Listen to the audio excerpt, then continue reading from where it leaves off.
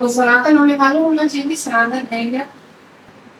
जिस तरह इस सभागार में एक भी हाथ नहीं खड़ा हुआ, इसी प्रकार जब हम किसी भी बच्चे से व्यक्ति से पूछते हैं सनातन क्या है, तो वो बता नहीं पाता। ये भी एक चिंता का विषय है। तो हमें सबसे पहले अगर स्वस्थ रहना है, मैं सफलता के 3 मुख्य सूत्र देके जाऊंगी। और सर्वप्रथम सूत्र सफलता का है स्वयं को जानना। और जब आप स्वयं को जान जाएंगे, अपनी कमियां जान जाएंगे, अपनी परेशानियां जान जाएंगे, तभी तो आप सुधारेंगे उसको। तो अभी तो हम स्वयं को ही नहीं जान रहे कि समग्रता में हमारा व्यक्तित्व क्या है और हम क्या है, हमारा सनातन क्या है।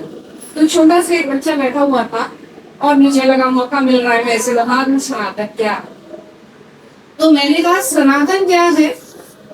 चिर पुरातन नित्य नूतन, जिसका ना आदि है ना अंत है और वो अनंत है, वो सनातन है। इसीलिए आज सुरक्षित और संरक्षित है। आज आप सनातनी कहला रहे हैं। नहीं तो आप सनातनी नहीं होते, कुछ और ही यहाँ का मंदिर होता। तो सनातन क्या है, पहले ये तो जानना आवश्यक है। उसी से हम शास्त्र को जानेंगे, स्वयं को जानेंगे। और पहला सूत्र समझता का तो वही है, स्वयं को सम्यकता से जाने। तो मैंने उस बच्चे से कहा, बच्चे ये है सनातन, और ऐसी कौन सी चीजें हैं जो इसके पास आती है, जो इससे मिलती जुलती है। यानी क्या चीज ऐसा है जो अनंत है, अनादि है। मैंने कहा प्रकृति और ईश्वर, ये 2 चीजें ऐसी हैं जो अनंत है और अनादि है। और इसी प्रकृति को अपना लेना ही सनातन है। प्राकृतिक हो जाना, प्रकृति के साथ तालमेल बैठाना, प्रकृति की सुरक्षा और संरक्षण करना, और स्वयं प्रकृति अर्थात शक्ति, उस महादेव की, उस शिव की स्वयं शक्ति बन जाना, यही सनातन है। वो यात्रा जिसमें कि आपके शरीर का, मन का, आत्मा का और अंततः कर्म और संस्कारों का उपमान हो, ताकि वो उस ईश्वर की ईश्वरीयता को प्राप्त कर सके, यही सनातन। तो यात्रा यम नियम आसन प्राणायाम प्रत्याहार धारणा ध्यान समान है। इस यात्रा को अपनाकर उस अनंत को समान को प्राप्त करना, यही सनातन। तो आशा है कि आज आपने सनातन की परिभाषा समझ ली होगी और इस चीज को स्वयं को जान लिया होगा कि अहम ब्रह्मास्मि, मैं स्वयं उस ब्रह्मांड की शक्ति हूँ और वो ब्रह्मांड समग्र मुझ में विराजता है। उसको एहसास करके संरक्षित रखना, इस शरीर को स्वयं मंदिर समझ लेना, और ये समझना कि ये जो हृदय है, जो मन है, जो मस्तिष्क है, जो सारे चक्र है, उन समस्त शक्तियों में स्वयं ईश्वर विराजते हैं। और मुझे उस शक्ति को कैसे जागृत करना है, यही स्वास्थ्य की अवधारणा और मुख्य चिंतन है। तो आपने जान लिया कि आप स्वयं क्या है, आपने जान लिया कि सनातन क्या है, और आपको उसके अपराध जाना। सफलता का पहला सूत्र प्राप्त कर लिया। अब आपने सूत्र तो जान लिया, बातें तो बहुत होती हैं, ये चुनौतियां हैं, समस्या ये है कि आज जंक फूड है, फलाना है, फलाना है। समाधान क्या है? समाधान क्या है? समाधान स्तरीय होता है। जिस तरह समस्या स्तरीय है, समस्या किस स्तर में है? व्यक्तिगत स्तर पे समस्या ये है कि हम लोग प्रकृति से दूर जा रहे हैं। आज का ये कल युग केमिकल युग हो गया है। आपके आहार में केमिकल आ गया है और वो आपको केमिकलाइज बना रहा हो। ये केमिकल देख करके कितनी बीमारियां आई। कुछ ही दिन पहले मेरा व्याख्यान था तो हम गिना रहे थे कि जितनी भी नशा है उसमें केमिकल का कहाँ योगदान है। आपका प्लास्टिक, पोल्यूशन, पेस्टिसाइड्स मिल करके शरीर में किस किस तरह की बीमारियां बना रहा है। अर्थात हमें प्रकृति की ओर निकट जाना है, प्रकृति को संरक्षित करेंगे, प्रकृति के साथ तालमेल उठा के जीना जानेंगे, तभी ना स्वयं को स्वस्थ रख पाएंगे। तो प्रकृति का संरक्षण का हमने पहला कदम उठाया है, हमने पौधारोपण किया और उसको संरक्षित करना जिम्मेदारी है। तो हम कैसे इस व्यक्तिगत स्तर में हम क्या करें कि हम स्वस्थ रहें? उसके लिए स्वस्थ जीवन शैली है, कुछ नियम है, द रूल ऑफ 3 कि कम से कम आप लोग तो भाई एकदम मैं योगी नहीं कहूंगी, एक बार खाए योगी 3 बार खाए रोगी 12 बार खाए रोगी, तो कम से कम 3 बार भोजन करना है हम लोग, 3 बार करना है भोजन, 30 मिनट कसरत करना है और 3 मिनट ध्यान करना है, इतना तो सब कर सकते हैं। तो हमें व्यक्तिगत स्तर से स्वास्थ्य रहने के लिए सिंपल सूत्र बना के रखने पड़ेंगे। 8 घंटे की नींद, 8 गिलास पानी, 8 प्रकार के भोजन, यही नहीं कि बस आलू चावल खा लिया और भोजन से ये 3 पॉइजन दूर करना है सारी सब्जी। कौन कौन सी? चीनी, चावल, आपका रिफाइंड ऑयल, ज्यादा नमक और प्राकृतिक चीजें ज्यादा करना। अब प्राकृतिक चीजें आप बाहर के कैसे करेंगे? जब आपका विवाह जिन चीजों का रखा, आप जब प्रकृति का संरक्षण करेंगे, पौधे लगाएंगे, सब नेचर गार्डन बनाएंगे, उत्पादन करेंगे, तभी संभव। मैं तो और टोमेटो से खटपट है चौथुई और ये सारी चीजें जो आज तक चल रही है, खा लिया झटपट और हमने शरीर को पूरा केमिकल बना लिया। तो पहला सूत्र अभी ये व्यक्तिगत स्तर पे, अब सामाजिक स्तर भी हम आते हैं और संस्थागत स्तर। संस्था को अपने यहाँ कैंटीन में मोटा अनाज और भारतीय व्यंजन, क्योंकि भारतीय व्यंजन हितकारी है, मौसम के अनुरूप है और हमारा शरीर पचा सके इस हिसाब से है, तो भारतीय व्यंजन को प्रोत्साहन देना है, ना कि पिज्जा बर्गर को। इस संस्थागत स्तर पे उन्हें रूल्स बनाने, संस्थागत स्तर पे उन्हें इंश्योर करना है कि रात के 10 बजे तक बच्चे सो जाए, सुबह घंटा घड़ियाल बजाइए कि उठ जाए कि सोने ना पाए, और बिजली काट दीजिए हॉस्टल की भाग सबको यही आना पड़े, अपना पढ़ाई कर ले। संस्थागत स्तर पे भी स्ट्रिक्ट स्कूल अपनाने पड़ेंगे और हमें सामाजिक स्तर पे, यानी स्कूल में करिकुलम होना चाहिए, विद्यालयों में करिकुलम होना चाहिए कि आपको स्वस्थ रहना है तो ये केस स्टडीज और केस रिपोर्ट्स आने चाहिए कि देखिए अगर आपने ये किया तो वहाँ पर ये बताते हैं से ये लोग हो रहे हैं, अगर मैं गिनाऊं तो गिना नहीं पाऊंगा। डायबिटीज से लेकर के डायबिटीज, हाइपरटेंशन, तमाम प्रकार के कैंसर, ये सारे जीवन शैली से जनित रोग हैं।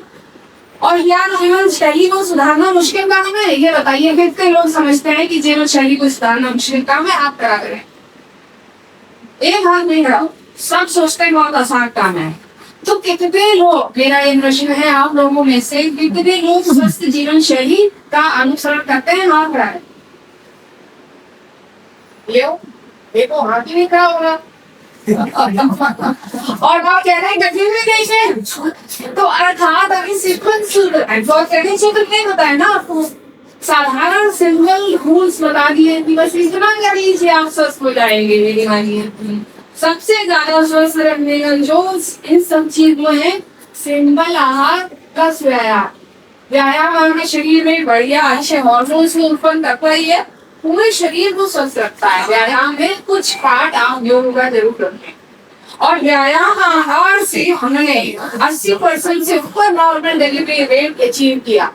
सिंपल सूत्र गर्भवती महिलाओं को सिखा के। आप लोग तो भाई इसी के विद्यार्थी हैं, आपको तो सूत्र भी मालूम होने चाहिए और इसमें हमें करना कैसे है वो भी मालूम होना चाहिए। तो पहला जो हमने आपको नियम बताया था और जो सफलता का सूत्र बताया था वो था स्वयं पूजा।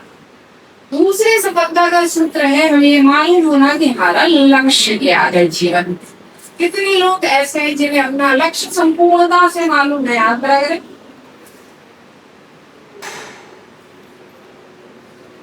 भाई लक्ष्य क्या है जीवन का? हमने भी अपने बच्चों से पूछा, जल्दी हाथ नहीं खड़ा हो गया, बढ़िया, क्या लक्ष्य बेटा बताओ?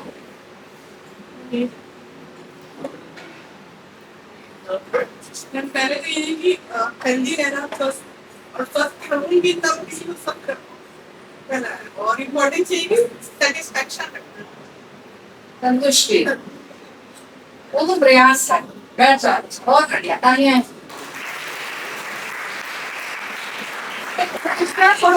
सूत्र है जब हम WHO की परिभाषा और आयुर्वेदिक परिभाषा दोनों देखते हैं, वो क्या है? संपूर्ण स्वास्थ्य। और संपूर्ण स्वास्थ्य की संपूर्णता में शारीरिक, मानसिक, आर्थिक, सामाजिक, आध्यात्मिक सब आता है, सारे स्वास्थ्य का समायोजन समावेश है।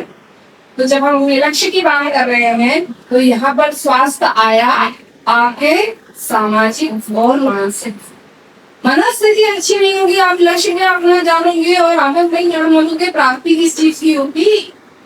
और आप समाज में आज क्या देख रहे हैं, मानसिक और सामाजिक स्वास्थ्य किस कदर गिर रहा है। एक दूसरे व्यक्ति का भरोसा नहीं, कौन इसको कारण दे। इसीलिए लक्ष्य मालूम होना चाहिए। और लक्ष्य क्या होता है हमारा, सनातन क्या कहते हैं, क्या लक्ष्य, धर्म अर्थ काम मोक्ष। सारे जो आपके शरीर के 3 भाग हैं, एक शरीर है, मन एक आत्मा, तीनों की खुराक है, तीनों के लक्ष्य है। शरीर का लक्ष्य है स्वस्थ रहना, मनस्थिति का मन का लक्ष्य है अपने लक्ष्यों को प्राप्त करना, और आत्मा का लक्ष्य है ईश्वरीयता की ओर अग्रसर होना। तो आपको अपने लक्ष्य ही तो खो गए हैं। एक स्त्री को अगर ये मालूम ना हो कि उसका विशुद्ध आचरण और कर्तव्य क्या है, तो क्या इच्छा प्राप्त करेगी। उस स्त्री का मुख्य लक्ष्य है मातृत्व को प्राप्त कर सृजन करना, संगति को स्वस्थ बना के पोषित करके समाज को देना कि वो एक अच्छा नागरिक बन सके। पूरे परिवार को एकता में पिरो करके उस परिवार को सशक्त बनाना। एक परिवार एक इकाई है, राष्ट्र भी एक परिवार से फिर समाज बनता है, समाज से राष्ट्र बनता है। लेकिन क्या व्यक्ति अपने धर्म कर्म और कर्तव्य को लक्ष्यों को समझ पा रहा है? क्यों नहीं? कितना आसान है लक्ष्य, कहीं तो लक्ष्य नहीं है। एक स्त्री को कहने का मुझे माता बनना है, बस माता। एक मेरा व्याख्यान हो रहा था और मैंने उस व्याख्यान में पूछा, क्योंकि गर्भ संस्कार के था, तो मैंने कहा कितनी गर्भवतियां यहाँ बैठी हुई है, एक भी हाथ नहीं उठा। मैंने कहा आप स्वयं गर्भवती हैं। अगर हम इस बात से माने, ये विचार मस्तिष्क में जन्म लेता है, उस पे चिंतन होता है, आप उस विचार को संस्कारित करते हैं, फिर वो विचार कर्म के रूप में परिणति पाके पैदा होता है। वही संस्कार और आपका आचार विचार व्यवहार और अंततः आपकी नियति बनता है। तो विचार भी तो पैदा होता है। तो संस्कारित हर व्यक्ति को अपने विचारों को करना है, जैसे माँ गर्भ में शिशु को करती है। यही तो कमी हो रही है। तो जब हम दूसरी बात करते हैं अपने लक्ष्यों को जानना, वो लक्ष्य आप जब तक स्वयं संस्कारित नहीं है, जब तक कर्तव्य बोध नहीं है और आपसे मालूम नहीं है कि हमारा सनातन क्या कहना है, आप अपने लक्ष्यों को जीवन में नहीं जान पाएंगे। क्या लक्ष्य सिर्फ मात्र इतना है कि मेरी इंद्रियां संतुलित तो हो, इसलिए हम किसी गलत व्यक्ति के साथ मिल करके गलत आचरण करते हैं। तो यहाँ पर भी संस्कार संस्थागत कर्तव्य आते हैं। संस्था अपने बच्चों को क्या सिखाती है, उनके दिमागों में किस प्रकार के संस्कार देती है, उस समाज में जाके बच्चे वो कैसा आचरण कर रहे हैं। ये है आपके जीवन में सफलता का दूसरा लक्ष्य कि मुझे अपने लक्ष्य मालूम होने चाहिए जीवन में। और तीसरा लक्ष्य जिसकी मैं बात कर रही थी, जिसकी कमियां मुझे समाज में दिख रही थी, वो तीसरा लक्ष्य है टीम वर्क। इस टीम वर्क के द्वारा यानी जो आपने सारा महान नियमासन प्राणायाम प्रत्याहार भावना ध्यान समाधि, यानी अंततः जब आपके टीम वर्क एक तो टीम वर्क सामाजिक हो गया, एक टीम वर्क आपके शरीर का हो गया, मत्सा वाचा करना और जगह, तो आप समाधि की तरफ जाएंगे। दूसरा टीम वर्क हो गया परिवार। परिवार में पत्नी के प्रति शुचितापूर्ण है, पति के साथ सहयोग करके परिवार का पोषण करने वाली, पति कितना समझदार है देव युक्त गुणों से, ताकि वो स्त्री को संरक्षित और सम्मानित कर सके। वो पूरा परिवार कितना मजबूत सशक्त इकाई है। एक ये टीम वर्क है। 2 प्रकार के परिवार होते हैं, एक वो जो आप घर पे छोड़कर आते हैं और दूसरा वो संस्थान जहाँ आप काम करते हैं, वहां पर आपका कैसा निर्भर है, आपका आपसी आचरण विचार व्यवहार एक दूसरे से और वर्किंग कल्चर कितना सुंदर है। ये जरूरी है संस्थागत स्तर पे। व्यक्तिगत स्तर पे आप अपने परिवार को एक बहुत सुंदर ऐसी इकाई बनाइए जहाँ हर व्यक्ति बहुत ही स्वस्थ और सम्मानित हो। उसी प्रकार संस्था का भी ये पूरी जिम्मेदारी है कि सुंदर व्यक्तिगत समाज को सुंदर और सशक्त बनाए।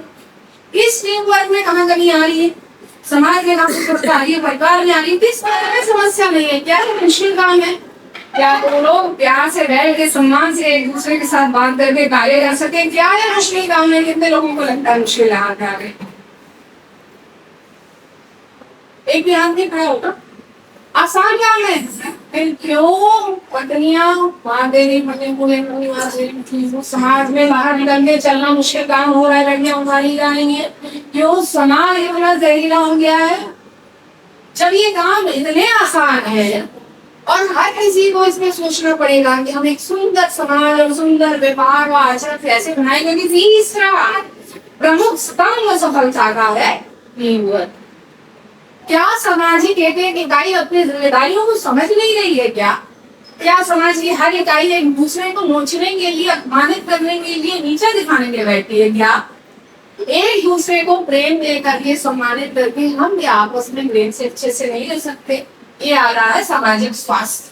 और अगर हम सनातन की बात करें, आपके सनातन में हर एक स्वास्थ्य की पूरी परिभाषा और तरीका है, क्योंकि किसी भी राष्ट्र में धन संपदा किस किस में जा सकती है? वॉर में, युद्ध में खर्च कर सकता है वो। दूसरा, बीमारी में, कोरोना फैला तो कोरोना का इलाज करते हैं, बीमारी में खर्च कर सकता है। और तीसरा, आनंद में, ईश्वरीय आराधना में, मनोरंजन में, उत्सव में, त्योहार में। ये देश किस का है? ये देश किस चीज का है? सनातन त्योहार का, आनंद का, उल्लास का, उत्सव का राष्ट्र है। इसकी परिकल्पना है, व्यक्तियों का काम होना था सबको स्वस्थ रखना। आप स्वस्थ रहिए और अपनी ऊर्जा, अपना वो ईश्वर की आराधना में खर्च करिए। तो कितने तरह तरह के मंदिर और उसकी सुंदर कलाकृति किस बात की क्या दिखाती है? यही कि हमारे पास अपना समय और साधन थे कि हम आनंद में लगाएंगे, ना कि बीमारी में और युद्ध में। कितने लोग ऐसे हैं जो बीमारी में पैसा लगाना चाहते हैं या आनंद में और स्वास्थ्य वर्धन में। एक भी हाथ बीमारी में नहीं क्या हो रहा है? क्यों बीमारियां पैदा हो रही है? समाज को आगे आना चाहिए कि हम बीमारी पैदा ही नहीं होने देंगे। और यहाँ आता है आपका रूल समाज को स्वस्थ रखने का संकल्प लेना, क्योंकि आयुर्वेद सिर्फ प्रिवेंटिव एस्पेक्ट पे काम नहीं करता, बीमारियों को रोकने का ही काम नहीं करता, शरीर को स्वस्थ बनाने का और स्वस्थ बनाए रखने का ही काम करता है। तो यहाँ पर आयुर्वेद को सशक्त होना पड़ेगा और राष्ट्र के उत्थान में आगे आना पड़ेगा, और वो टीम वर्क के द्वारा। तो मेरा आह्वान है कि आयुर्वेदिक जितने भी यहाँ पर ग्रेजुएट्स, जितने भी आयुर्वेद से जुड़े सारे फैकल्टीज हैं और आयुर्वेद इन जनरल, साथ आए राष्ट्रीय